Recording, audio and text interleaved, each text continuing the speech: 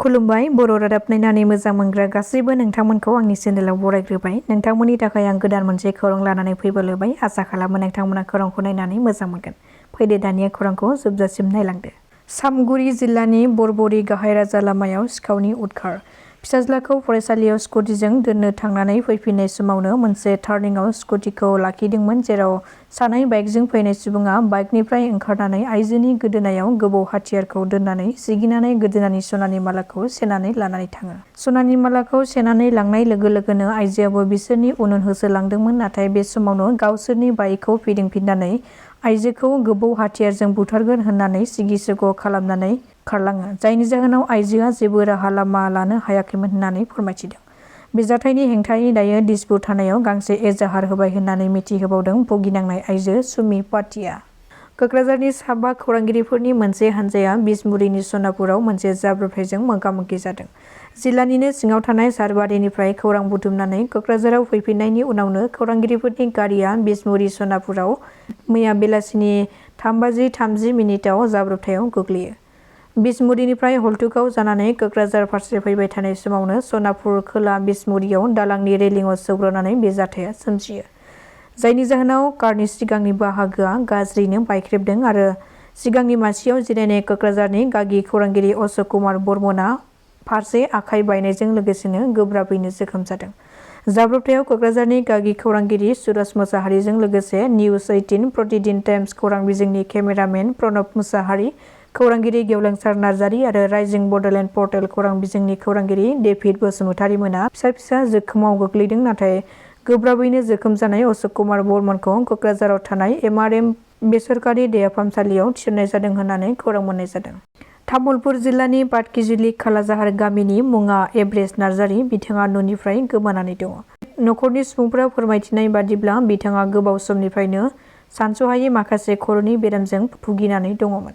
सोरबाफोर नुयोब्ला एभरेस्ट नार्जारीखौ बबेबा लामा सामाफोराव हमना लाखिनानै जानबुं नम्बर 8474013799 बे जानबुं नम्बरनि गेजेरजों नखरसिम फोरमायहरनो थाखाय खावलायहरदों दुखुथिया बिमा-बिफाया। बेनि अनगायैबो बिजनी दिवानपारा गामिनि थागिबि 45 बोसोर बैसोनि गणेश बसुमतारी, बिथाङाबो न'निफ्राय गोमानानै दङ। बिजनी दिवानपारा गामिनि थागिबि 45 बोसोर बैसोनि गणेश बसुमतारीया नखराव जेबो जाहोन गैयालासिनो न'निफ्राय ओंखारलांनायनिफ्रायनो न'आव फैफिनाखै होननानै फोरमायथिदों। सावगारियाव नुनाय गणेश बसुमतारी मुंनि सुबुंखौ सोरबाफोर नुसनोब्ला जानबुं नम्बर 8402924928 बे जानबुं नम्बराव खौरां हरनो थाखाय खावलायहरदों नखरनि सोद्रोमाफ्रा। गावखौनो नंखाय साख्रि मावो आरो फिल्ड अफिसारनि सिनायथि होनानै रां थगायनानै जाग्रा मकबुल हक मुंनि सासे सुबुंखौ खादों पुलिसआ। रां जाख्ल'जानाय सुबुंफोरा फोरमायथिनाय बादिब्ला मकबुल हकआ नगाव मरिगाव ओनसोलनिफ्राय गासै 15 लाख रांसो लुथिबाय होननानै फोरमायथिदों। बेजों लोगोसेनो मबाइल टावार गायसननाय आरो साख्रि होनायनि मुङाव थगायनानै जाग्रा मकबुल हकखौ गुवाहाटीनि थागिबि होननानै मिथिनो मोननाय जादों। मकबुल हकनि हेंथायै 3 दानसो सिगाङावनो थानायाव एजाहार होदोंमोनब्लाबो नाथाय खारखोमानानै थानाय मकबुल हकखौ पुलिसआ नागिरनानै मोनाखैमोन, नाथाय मैया गुवाहाटीनिफ्राय हमनो हायो होननानै मिथिनो मोननाय जादों। हमजानाय मकबुल हकजों लोगोसे गासै बिनिफ्राय 16था बेंकनि ATM कार्ड आरो गंबा मबाइलजों लोगोसे गारिबो हमनो हादों।